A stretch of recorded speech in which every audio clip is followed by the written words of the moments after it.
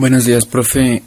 Soy Juan Pablo Rodríguez del curso 10.3 y hoy vengo a presentar mi proyecto sobre la guía del enlace químico de 2020. El primer punto nos dice: realiza un cuadro comparativo entre las características principales de los anteriores tipos de enlace. Aquí está el cuadro comparativo entre el enlace iónico, el enlace covalente y el enlace metálico. Lo primero que compartí es el enlace químico, que en el enlace iónico se da entre iones de carga opuesta. En el enlace covalente, sucede porque comparten electrones. Y en el enlace metálico, viene de metales con pocos electrones en su capa de valencia, y esto al final hace que cedan. También comparé algunos tipos de diferencias, como por ejemplo en el enlace iónico está el uso de redes iónicas, metal más no metal, pierden y ganan electrones dependiendo de si son metal o no metal. En el enlace covalente se forman moléculas no metal más no metal y comparten electrones. En el enlace metálico hay la nube de electrones y conduce muy bien la electricidad.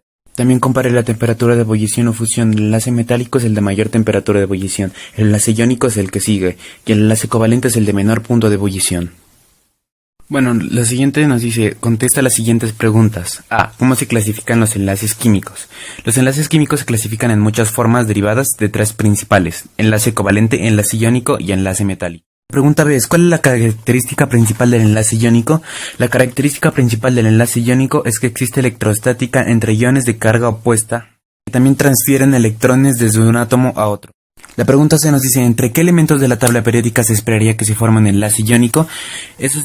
También se esperaría que los enlaces iónicos se formaran entre los elementos que sean metales y no metales, como por ejemplo el sodio, que es un metal, y el cloro, que es un no metal. La D nos pregunta: ¿qué características presentan los compuestos iónicos? Y una de las características sería la estabilidad, varía según la carga, o sea, entre más carga, mayor será la estabilidad. Por ejemplo, el cloro de magnesio es más estable que el cloro de sodio. Otros serían las mallas que tienen electrónicas, y también podría tomarse como por ejemplo todas las cosas que dije anteriormente. La D nos pregunta: ¿cuándo se presenta un enlace covalente?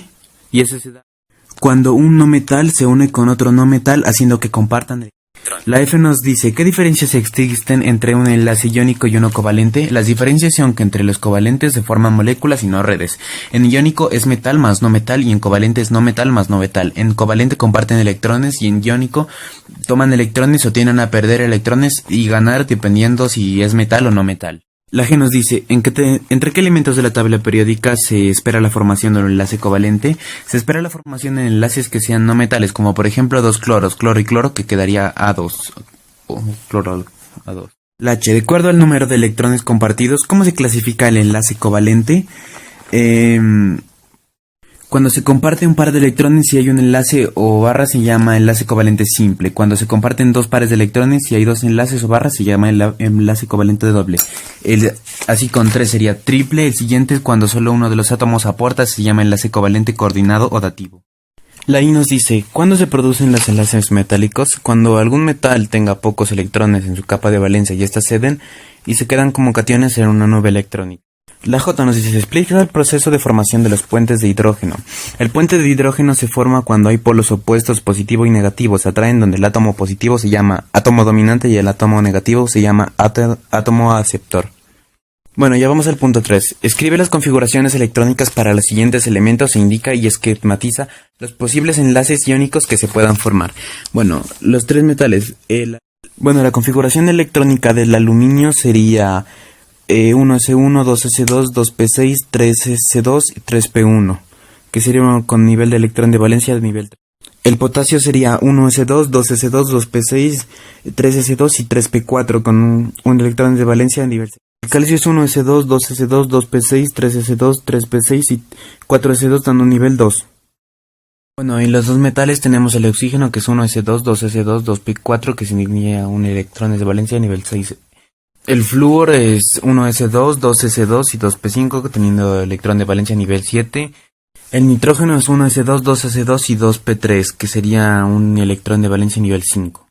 Y aquí hice el esquema de los posibles enlaces iónicos que se puedan formar: el aluminio y el oxígeno, el potasio y el oxígeno, calcio y oxígeno, aluminio y flúor, potasio y flúor, calcio y flúor, aluminio y nitrógeno, potasio y nitrógeno y calcio. El 4 nos dice: elabore con material reciclable una maqueta de una molécula que represente las clases de enlace. Bueno, yo hice una molécula de un agua y aquí está en el boceto, y aquí a continuación se podrá ver la estructura que tiene. El oxígeno, para completar el octeto electrónico, necesita 8 electrones, así que se acompaña con los electrones de los hidrógenos. Y el hidrógeno, como solo necesita 2, se acompaña con el de oxígeno, que les acompaña uno a cada hidrógeno. El punto 5 nos dice: las estructuras de Lewis se emplean para representar los electrones de valencia de un átomo del elemento Q, es 1s1, 2s2 y bueno. La estructura de Lewis más probable para este elemento yo puse que es la que termina en nivel 4 y termina en 4p4 y 4c2, eso dando 6 electrones de valencia, así que la B, al tener 6 electrones de valencia, es la más probable que sea. En la pregunta 6 nos dicen: en la siguiente gráfica se muestra la variación del carácter iónico de un compuesto en relación con la diferencia de electronegatividad de los elementos que conforman. La electronegatividad del potasio K es 0,8 y la del cloro Si es de 3,0. El compuesto que se dice caracteriza por representar la estructura. Según la fórmula daría el 30% covalente y el 70% iónico. 7. En la tabla se muestran las electronegatividades de algunos elementos. El que aumenta la conductividad del agua en mayor proporción que los otros compuestos es B2O. El 8 nos dice: el óxido de titanio es un óxido básico y se forma mediante un enlace iónico. La tabla siguiente muestra los valores de electronegatividad para el oxígeno y el titanio. Ahí nos muestran. De acuerdo con la información anterior, es correcto afirmar que el carácter iónico y básico de este compuesto se debe principalmente a que se ha formado con oxígeno con... Yo puse B, un metal, y la diferencia de electronegatividad entre los átomos es superior a 1,7. En la 9 nos dicen: la electronegatividad es la capacidad de un átomo en una molécula para atraer electrones hacia sí mismo. Es utilizada para predecir el tipo de enlace que se formará entre dos átomos. En los enlaces covalentes, entre mayor sea la diferencia de electronegatividad, tanto más polar será el enlace. En la siguiente tabla se muestran los valores de electronegatividad para algunos elementos. Ahí nos muestran los enlaces N, O, C, H, N, N, H y N subcovalentes. De acuerdo con la información anterior, es correcto afirmar que el enlace... Yo respondí por descarte la C. En nitrógeno y oxígeno presenta mayor polaridad que en el enlace carbono y hidrógeno. La 10 nos dice: el dióxido de carbono es una sustancia presente en la atmósfera y constituye un paso en el ciclo del carbono. Es una molécula polar, no polar debido a que presenta dos momentos dipolares iguales y de sentido contrario. De acuerdo con lo anterior, la representación más adecuada de la molécula de dicho compuesto es... Yo puse la A porque es no polar. La 11 nos dice: se sabe que los metales son buenos conductores del calor. Uno de los factores del cual depende fundamentalmente esa propiedad es B, la nube electrónica que se origina al formarse el enlace metálico. La 12 dice: dos compuestos A y B tienen las siguientes propiedades. Ahí nos muestra la tabla. ¿Cuál de los dos compuestos será más posible iónico y por qué? El que creo que será más posiblemente iónico es el compuesto B, ya que el A tiene características que demuestran que no será iónico, como lo de su punto de fusión y conductividad en solución. La 13 nos dice: de acuerdo con la información de la tabla, es correcto afirmar que el compuesto con mayor carácter iónico será el formado por los elementos. Yo puse que los elementos A y L, porque A y L me daban 93% de carácter iónico. El 14 dice: se puede decir que el compuesto de mayor carácter covalente se ha formado por los elementos. Puse M y C, ya que me dio 0% de carácter iónico. La 15 nos dice: según la estructura de Lewis, la fórmula estructural para el trióxido de azufre SO3 sería... Yo puse que la B porque es la que me parecía más correcta. Bueno, en la 16 dice: en las moléculas como el Cl2, O2 o N2 formadas por la misma clase de átomos o con igual electronegatividad, los electrones que se comparten son atraídos con la misma fuerza por los átomos participados en el enlace. Yo puse la A. El par de electrones del enlace son atraídos más cerca del átomo negativo. La 17 dice: un alumno escribió la siguiente representación para la geometría molecular del agua. La representación está errada porque yo la verdad encontré muchos problemas, pero creo que es la C. La molécula es polar y por lo tanto no se puede ser lineal. La 18 nos dice: colocar las siguientes moléculas por orden creciente de su polaridad HBr, HF, HI y HCI. Justificar brevemente su respuesta. Yo puse por orden creciente HI, HBr, HCI, HF por estas leyes. Cuando dos átomos con diferente electronegatividad se unen por enlace covalente, se forman enlaces covalentes polares. Esto es porque los pares electrónicos no están igualmente compartidos o distribuidos. Por ejemplo, el cloruro de hidrógeno. Existe una pequeña carga positiva en el H hidrógeno y así se aumenta la polaridad al hacerlo con diferencia de átomos unidos. Y también la electronegatividad sigue en los halógenos. El yodo, bromo, cloro y flúor, siguiendo ese orden. En la 19 nos dicen: en el siguiente cuadro se encuentran los valores de la electronegatividad de algunos elementos. Con base en la información establece cada uno de los siguientes casos y en el enlace formado iónico, covalente, polar o apolar. oxígeno y oxígeno. Este da O2 y es apolar porque son átomos del mismo elemento, B, A y L. En este es covalente y es polar porque su electronegatividad es menor a 1,7. Hidrógeno y azufre. Este es el enlace covalente y polar porque su electronegatividad es menor a 1,7. Carbón y oxígeno. El enlace es covalente y polar por lo que su electronegatividad es menor a 1,7. Zinc y bromo. El enlace es covalente y polar porque su electronegatividad es menor a 1,7.